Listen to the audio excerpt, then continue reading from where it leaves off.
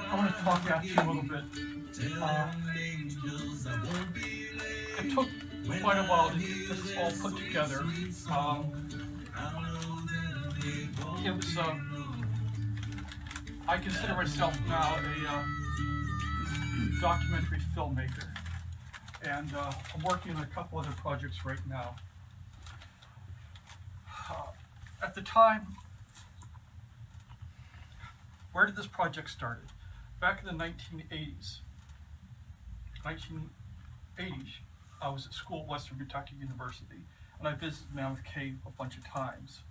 In the 90s, I stopped back for a trip, and I knew about Stephen Bishop because Stephen Bishop was world famous. You know, everyone knew about Stephen Bishop. But I went back to the old Guides Cemetery where Stephen Bishop is buried, and there's a sign there that talked about not only Stephen Bishop, but some other guy named Bransford, which I didn't know anything about, even though I've been a caver for 20 years and been in Mammoth Cave. I've mapped in Mammoth Cave, you know. And so I walked back to the visitor center, and there was this guy there with a name tag that says Bransford on it. Mm-hmm. And it turned out that was Jerry Bransford, one of the people you heard talking here. He was the great-great-grandson of Madison Bransford, one of the first slave guides brought to the cave. And I said, oh, that'd be really cool, because at the time I'm thinking, well, it'd be nice to do a nice little video about Stephen Bishop, but here's this Bransford guy, and he talked to him a little bit, and he had a really nice story. So this would be a really great video, but it's something just sort of in the back of my head that I never dealt with before, never tried to do anything with. And so nothing ever came of it. Then about 10 years later, a friend of mine was doing some little videos down at Mahaffey Camp, which is a church camp down in Mahaffey. And a bunch of them were doing videos. And that got me interested in making videos again, so I started to do videos. I made a couple little shorts, and this idea of going back to Mammoth Cave and doing this project came up, and I said, okay, I want to do this, and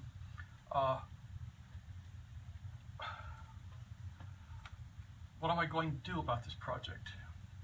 And so I wanted someone to narrate it, and I did a whole bunch of research, and I've got like 7,000 pages of documentation. I have almost every book that was written in the 1800s about it, hundreds of newspaper articles, hundreds of magazine articles, and I read all of them. And this was the basis of my background research. So, okay, I'm going to go do this. And you can get them all online. I can give you the address too, if you want them. So I said, well, I need someone to narrate it. And I knew Stephen Barnes because, sort of casually. I talked to him a few times on Facebook, and basically he was the most famous black guy I knew. I wanted a black guy that narrated. I knew he was very articulate. So I said, Steve, do you want to narrate this documentary for me? He says, well, I don't know, I'll think about it. And like 3 days later, Steve, you want to narrate this documentary to me? He says, oh, okay, I'll do it. I told him I had this other partner who was young, and we're just starting out, but she had made some other films, and very good at it. And that wasn't really true, but I told Steve that because I called up Phoebe Frear, who's one of the girls from a Happy Camp, and she's like the best friend of a girl I knew quite well here, a teenage girl I knew quite well here in Du Bois. And says, Phoebe, do you want to do this? And she says, sure. And I picked Phoebe because I was just starting out, you know. I had very basic equipment. I had a Canon T3i camera, and Phoebe had a Canon T2i. She'd made a few films, and I wanted this to be a collaborative effort. I wanted someone who knew more what they were doing than what I did at the time, but I didn't want someone who's really experienced who would take over the project because I'm kind of a control freak, and I want at least to be an equal partner. And so I invited Phoebe to do it. Went down there, and we stopped and talked to Jerry, called up Jerry, and we talked to him in his house. I guess he got in trouble because he didn't get approval for the Park Service to talk to us, but oh well, we got all the footage. And I talked to him for like 4 hours and Xeroxed all this stuff he had, scanned all this stuff, and started the documentary. No. They just were annoyed at him. He still works there. You know, they're just annoyed at him, but we didn't go through proper channels, but he didn't really care. He wanted to get his story out of his family, so he talked to us. He did just that. And so we put this together. I talked to Sandy Gorn, who's married to the great-grandson of Franklin Gorn's brother. You know, he's not a descendant of Franklin Gorn, but of Franklin Gorn's brother. And she's a genealogist down there. We interviewed her. We interviewed a bunch of people. Made multiple trips down to the cave. And we put this together, got tons of footage.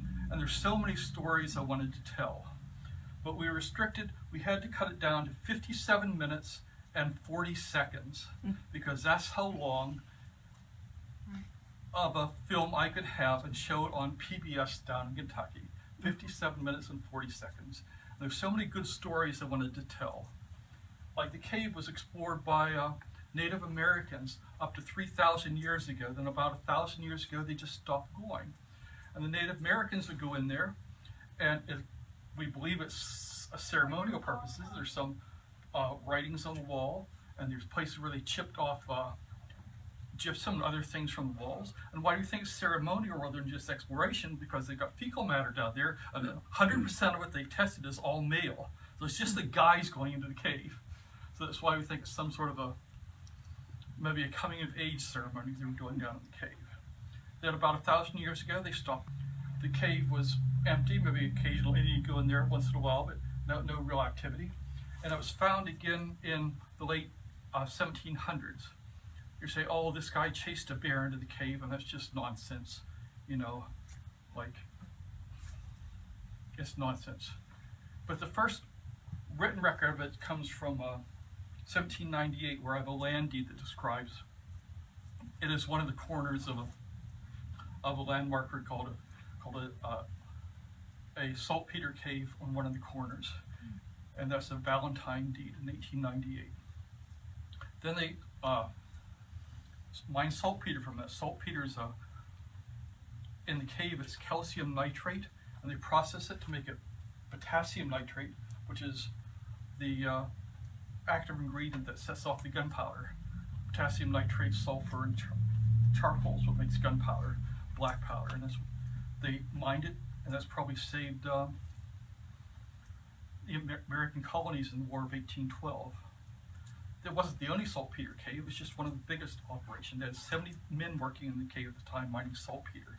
And this is a story that I couldn't tell, none of this I could tell at all, because there just wasn't time in it. There's a guy called Little George, and they dropped a lantern down a crevice. And he volunteered to go down the crevice and retrieve it. So they lowered Little George, who was a slave, down this crevice on like a 50-foot rope. And he gets down there, he pops up in the top of Mammoth Dome. Mammoth Dome was 160 feet tall and 60 feet across, and this crack is right down in the middle of it. So there's this guy with a little lantern. He's lowered down in this rope, and once he gets down below the ceiling, he can't see the walls, he can't see the floor, and he's just hanging there. And he wouldn't ever go back again. Can you imagine that? Yeah. I don't know why. It sounded kind of cool, actually. But they actually found a lantern when they found the bottom way into the cave in the 1830s. After they crossed the bottomless pit, they found the lantern. They dropped down it. And so that's the story about the tell. There's a guy who became lost in the area called the Haunted Passages, which is that corner of Gothic Avenue.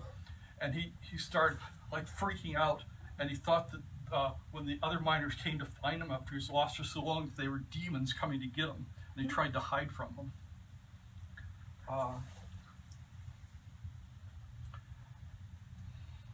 There's some early sketch maps that were like really bad that someone did at the cave.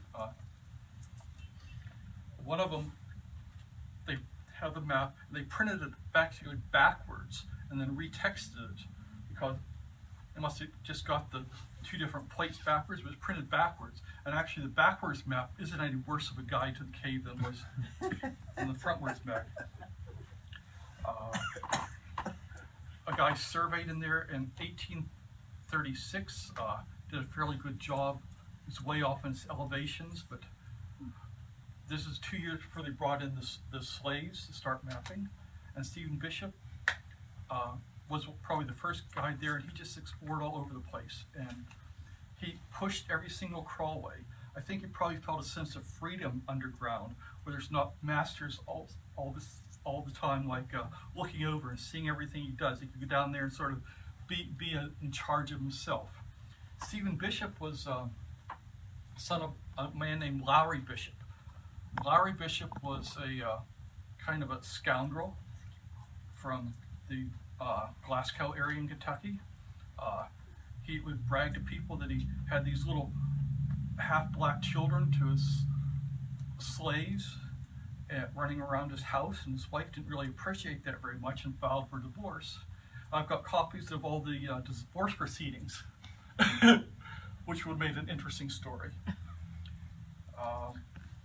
And Franklin Gorin may have acquired Stephen Bishop from Lowry Bishop as a result of payment for the legal fees, because he represented Lowry Bishop during his divorce proceeding. So Franklin Gorin bought this place. He bought it 1 year, and 2 years later for $5,000. 2 years later, it sold for $10,000, which is a big chunk of change. He doubled his money in 2 years. Franklin Gorin went on to become a judge, and that was a picture you saw from like the 1880s of him as a judge as an older man. But he was a fairly young man at the time, and you heard that Matt Bransford was the son of Thomas Baird Bransford and a slave girl named Little Hannah. We found out a lot more about Little Hannah during the course of this than what we knew beforehand. She was actually resold to someone in 1838 and 1835 and taken away to Tennessee, and she lived till 1876. She had another son, Sam Bransford, to another slave, and so he was Matterson's half-brother. I've got correspondent people who are descendants from Sam Bransford as well. Nicholas Bransford, they said there was a letter he sent to his relatives down in Texas. Well, I wasn't able to get a copy of the letter prior to doing the documentary, but afterwards, one of the people involved sent me a copy of the letter talking about some of his background, and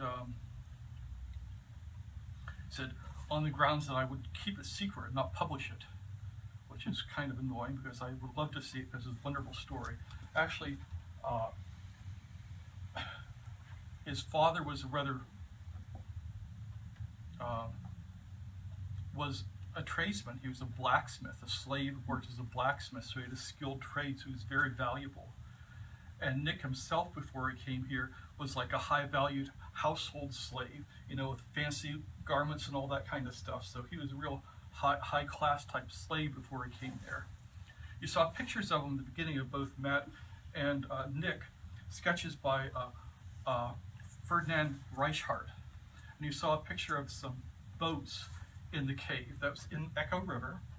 Ferdinand Reichhardt's a famous painter. That painting with the boats sold for $60,000, you know, and so he was a famous painter who just was enamored by Matt and Nick and ran all over the cave with them whenever his spare time. He spent like a whole summer there at Mammoth Cave. We talked about Nick getting his daughter Josephine back. They didn't know what happened to Thomas. Well, actually, the 1880 census shows that Thomas Bransford, again, part of the Madison-Bransford household, and so we believe that was him. We never know what happened to Adele or the Adele, which never heard any more from her.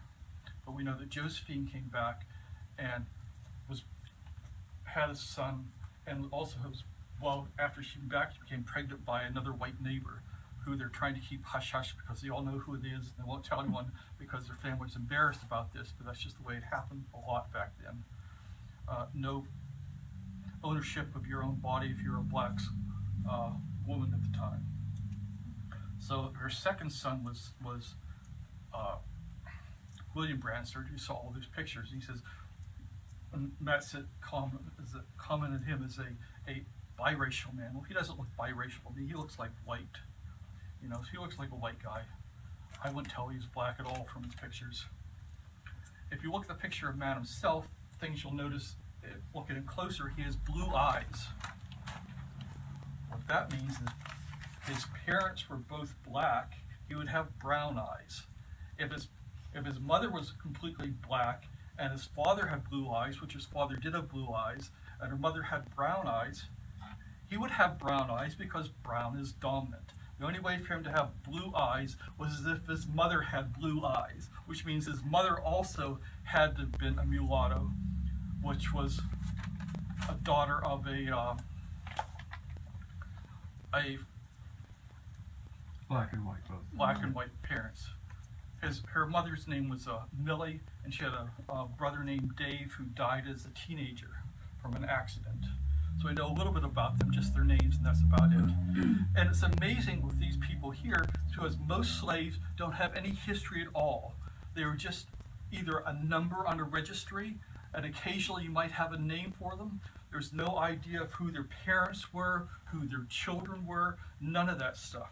The only reason we know anything at all about these slaves is because they were guides, and visitors to the cave would write about the guides that took them on the tours, and that's how we know anything about them at all. Otherwise, if you're a black person who's dealing with this era, you don't have any family history at all. You don't know who belongs to who. All that is just completely gone. You know, no.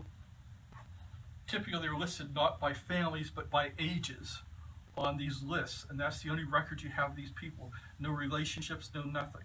But at least with these people, the Bransford and the Bishops, we have some idea. We don't know Thomas Bishop's mother's name. You know, he was one of the slave girls. We think it was Lavinia, but we're not sure who his mother's name was. And we think Ed Bishop was his great nephew via his brother Tandy, but we're not sure about that either. He just came to the cave and said, "Hey, I'm Ed Bishop. I'm the grandnephew of Stephen Bishop." And they says, "Okay, you've got a job," because they wanted to bring the name back to the cave. You see these people, there's nice stories about Henry, talking about being a ventriloquist. There's an area called the Star Chamber where there's like little specks of light on the ceiling, and that's for people throwing up rocks and chipping off little bits of the black on it to make little white dots that looks like stars. And they typically do a light show in there where there's passages that curve around behind. They move lanterns, they get shadows and all this stuff. And the guys would like try to throw their voices and do ventriloquism. And that was a big thing back then. And that's where they're talking about them throwing his voice in the passages. Gothic Avenue, you saw the writing on the ceiling. That extends from the entrance to Gothic Avenue back for almost a mile to some stalactites where they used to perform wedding ceremonies. I've got a picture of Matt Bransford holding lanterns at a wedding ceremony that was conducted back in the back of Gothic Avenue. At the front of Gothic Avenue, there's a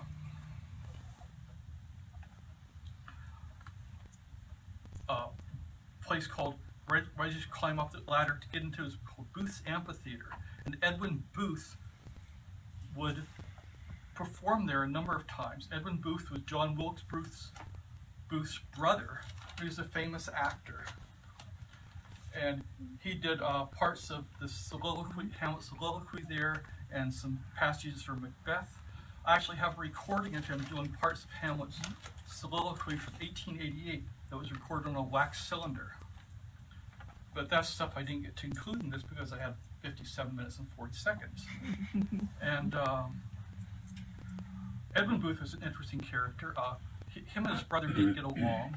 Apparently Edwin had blackballed him so that he couldn't perform in some of the biggest cities because, hey, if you hire my brother, I'm not going to ever work here again. And since Edwin was a better actor than John Wilkes Booth, he said, okay. And that may be part of why John Wilkes Booth was so pissed off and ended up shooting Lincoln, is because trouble with his brother. So Ed, talk to us about where you are with this. Did you get it down in the Mammoth Caves Visitor Center? Did you get it connected down there yet? No, And how can we help? I'm working on it. All right. Edwin actually saved Abraham Lincoln's son from falling off a railroad platform in front of a train. He pulled him up by the scruff of his neck to keep him from getting run over. And he was actually a welcome guest of the White House for a long time after that, even after his brother did succeed in killing Lincoln. There was famous people from all over the world came to Mammoth Cave, and there's places in the cave named after these famous people because they wanted to commemorate that those famous people were there so they could tell visitors, aha, this famous person was here.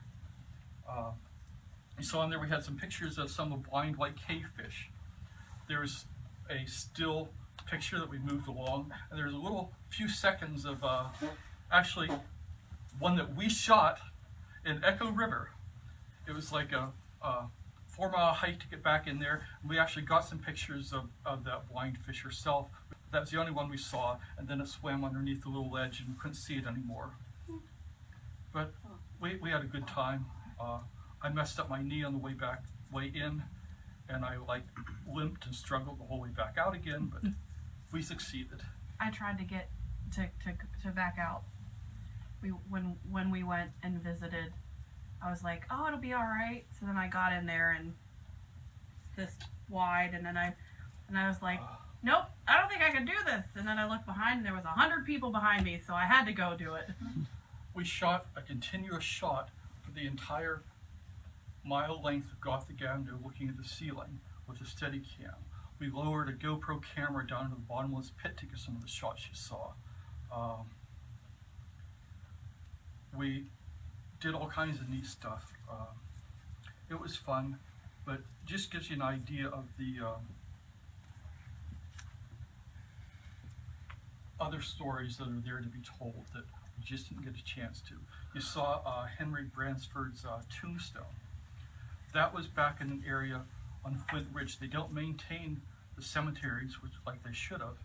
And back about 4 years before he visited, there was a pine plantation that's blown down in a windstorm. So you've got this massive pine trees have fallen down. It's overgrown by poison ivy and briars. And I wanted to go see it, and there's this old guy, Norman Warnell, who's written histories back there. He's in his early 70s, and well, mid 70s. And I said, okay, I want to see. He said, okay, I'm going to take you. And so he comes to the cave on the day we used to go home and blow it off.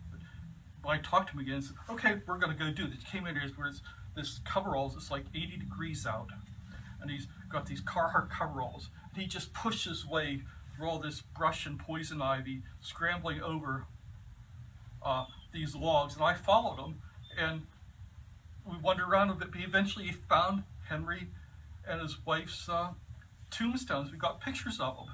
And Norman thought that was the greatest thing because I was actually going out and looking at things rather than just doing research from a book, you know, and he thought that was great. He's been a good friend of mine ever since, and it was quite an experience. If there's anything you want to ask about the filming or about the cave or the history, like I said, I've got 7,000 pages of documents, and I pretty much know what they all say, so. I'm part of a film group based in Du Bois called the Northern Appalachian Film Collective, and we do film screenings once a month. We're going to cut it back a little bit to maybe once a quarter at the Rice Theater in Du Bois. If you're all interested in making films or want to come see some of our movies, we're on Facebook. I've got cards for us back there. If you want some business cards that talks about them, we'd be happy to have you come to some of our events. Any questions about the making of the movie or cameras were used or anything like that? Are these for sale, I assume, right? Yes, I've copied the DVDs for sale. There are, let's say $15 for a copy of the Thank you for DVD. sharing that with us. Yeah. Yeah. Very nice. It's really Oh, interesting. yes, a lot of hard work. And maybe site with all the information you have, you know, other Yeah, DVDs That's a good that idea. add on Well, to the information that you have, and 2 weeks I'm going back and doing another documentary about Hidden River Cave in Horse Cave, Kentucky, which is a cave that was a commercial cave, became horribly polluted by sewage pollution because of because of septic system and just sewage runoff, till it's basically dead. The air was even toxic inside. The whole town stunk. Then they put in a regional sewage system. The cave was bought by the American Cave Conservation Association. They began cleaning up. Now they're doing cave tours in there. They have an underground zip line. They have the museum there. And it's a story of the rehabilitation of the cave that I'm doing. I'm going down there in 2 weeks to do that. that sounds You ever interesting. thought about, coming here and doing a thing out there at, Scripture Rock? Well, right now I've got all the filming done. I'm doing a one on the Winkover Gallery in Du Bois. And Okay. when they had Our Town Brookville, there was a Scripture Rock segment that I shot Oh, In you our- did a marvelous job on it. in it. We shot the film, then they came and interviewed us, used our interview as the narration for the Scripture Rock stuff. Yeah. And I